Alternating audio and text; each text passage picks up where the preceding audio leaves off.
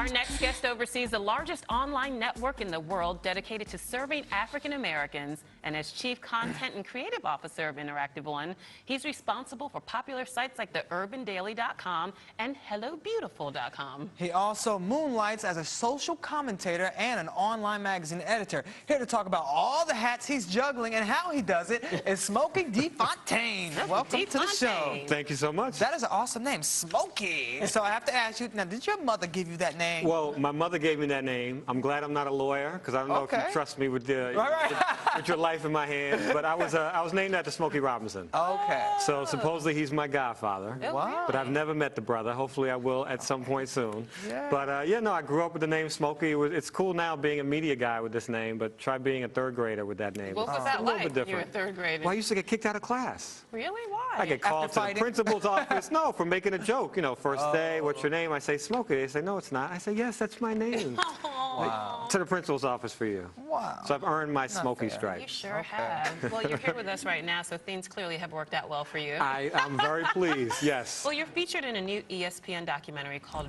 Venus Versus, and it's all about her fight for pay equity in the world of tennis.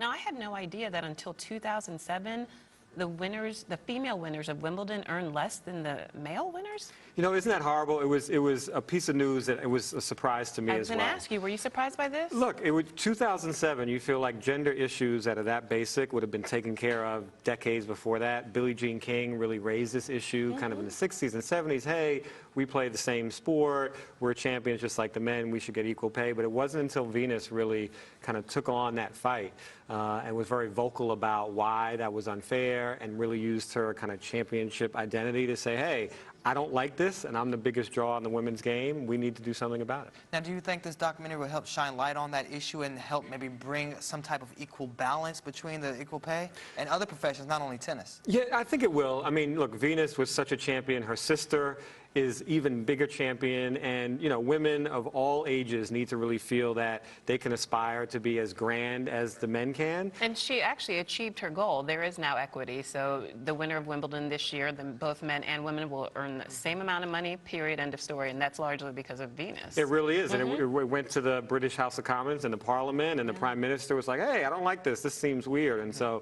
it was a success story, and it really proves that if an athlete decides to be kind of socially minded and take a stand for a cause, that they can make a difference. Do you think it will spill over into other professions as well as other sports? You know, I hope so. I mean, you always hear the cases about young girls who can't play football in different contact sports, or the boys not wanting women in the locker room. All these issues, I mean, I feel like women can achieve in sports as much as men. There are professional leagues almost for every female sport, so let's keep pushing that. It only makes us all better. Now, this film was directed by Ava DuVernay, who is an amazing director and the first African-American woman to win the grand prize at Sundance. Phenomenal talent. How did she track you down, and how did you become a part of this project? Because your commentary is interwoven throughout the entire thing. You get a lot of FaceTime, Mr. Smokey. I do get a lot. I think they like my name. No, your commentary was really insightful, so how did you come to be a part of this? No, thank you. Well, Ava and I have been partners and kind of colleagues for a while. In fact, she named my most favorite site HelloBeautiful.com. That was her invention. So we've been partners on a variety of kind of projects, and so she said, look, I need someone who can speak to the kind of cultural nuance and the cultural side of this sports story, and could you do it? And I said, look, you're a Sundance winner. Anywhere you want me to go, I'll show up. Do you want me in a suit and tie, or how would you like me dressed? And I show up early for Ava DuVernay. All right, so why do you think it was important that this story be told? You know, it's time, and I'm a father of a 10-year-old girl, and I see how, you know, influential kind of public sphere is and kind of pop culture is on her life, and where she gains her confidence and where she may lose it. And so I think it's important for all these young generation of girls who need to see that they can achieve, who need to see that also when they take a stand and are kind of confident about something. I mean, Venus was not an outspoken athlete. Right. She was not outspoken even in her personal life. She's quite shy. You know, she lived under her father's kind of shadow, both her and Serena. Serena was largely regarded as the one who was more outspoken. That's right. And so she kind of really took a risk with this and showed a lot of courage. And so that's a lesson.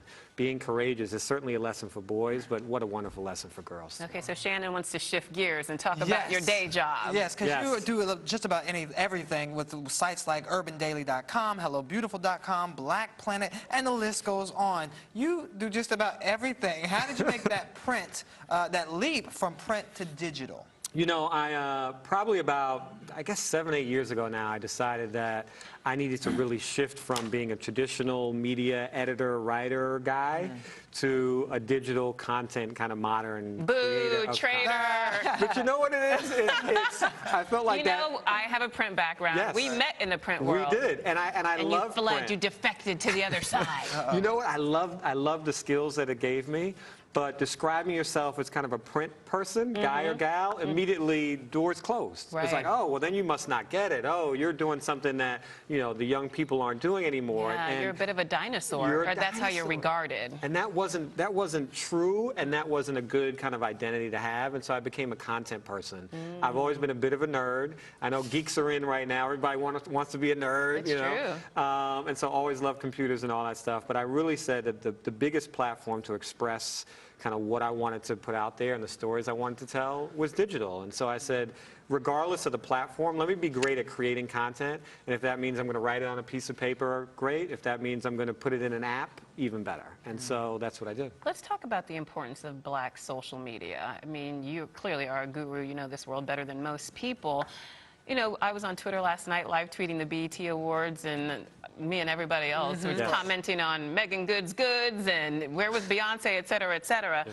We use it for the fun stuff, but we've also used it for good.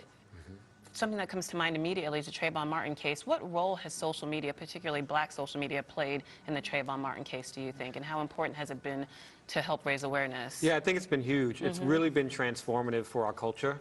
You know, when we launched Interactive One, there was a phrase called the digital divide. Right. And our goal as a company was to close the digital divide. And we can't even come close to using that anymore because it's no longer true. African Americans over-index in all things digital. We over-index in consumption, how much we use all these devices. We over-index in being kind of an early adopter and trying new products, whether it's new phones or new tablets or just new ways of communicating. There's a phrase now, Black Twitter. Exactly. And where did that come from? There's a fact that over 30% of Twitter users right now are African American. Now, why do you think it's led to that black people are using social media more than their white counterparts? I'll say a couple things. One, because it allows us to communicate, and where our whole history as a community is about letting our voices be heard louder and more authentically than we've typically been given the opportunity to. And so I call the internet, and especially social media, the great equalizer. I mean, there's essentially no cost to it. You can express yourself freely. You're not being edited. And for us to create those bonds with one another, for us to find those communities, and then really, as you say with Trayvon Martin, express ourselves in a way that make a difference in the real world, it's a phenomenal experience when that happens to you. When you can put up a tweet or a post and people follow you and retweet and you're like, wow, like I kind of mean something. My voice is bigger than my own. That's just a phenomenal. And you no longer need a middleman to get your voice out there. You don't. It's Exactly. unfiltered. So let me ask you this, since you made the transition already, is print dead? We keep hearing about the demise of newspaper, magazines. Will the next generation have them? The next generation will have them. Print is not dead, but it has to change its business and economic model. The days of a print magazine reaching millions of people, those are past. Okay. But the targeted, niche-based kind of special interest groups, which we all have hobbies, we all have interests, those kind of smaller, more narrow-minded magazines, I think are doing much better today than ever before because the demand for content hasn't gone down. We want more stories. We want more pictures. We want more as consumers. We just want it now. We want it in our pocket. And you're giving more to us every day with your new projects you're working on, A+. Yeah, let's talk about A+ online magazine. You're helping to kill print media, so tell us how you're doing it, Smokey. One swipe at a time. Swipe at a time. You're helping to kill my beloved magazine, so tell us. No, kidding. Totally kidding. It's funny. It's A+ is a digital magazine. It's my new baby. It's part of Interactive One Studios. And essentially what I want to do is bridge the gap.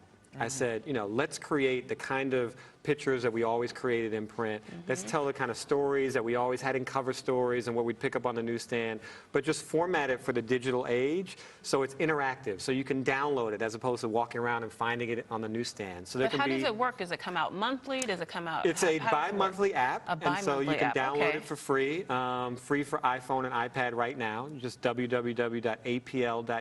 You put that on your iPhone and iPad, it'll download right to you, Nice. and it loads into your newsstand, and you get all all the amazing portfolios, fashion stories, sneaker stories. Zoe Saldana was our launch cover with Star Trek, our partnership with Star Trek Into Darkness, where she was the star. And you come out twice a month? We come out every other month. Every other month, okay. But what's cool about digital is I can push new content to it in between those 60 days. And so if I have a new story that I want to push to my A+ audience, you can refresh the app and the content will come brand new to you. And real quick, when's the next app going to be available? Next app will be out September the 1st. September 1st, write it down. And so you can download that then, or you can go to our website now and download A+. I'd love to hear all your feedback. This is a brand new baby. It's a new technology editorial combo. Tell me what you think. All right. Well, thank you so much, Smokey D. Fontaine. Thank you for being here. Appreciate it. You're watching Arise Entertainment 360.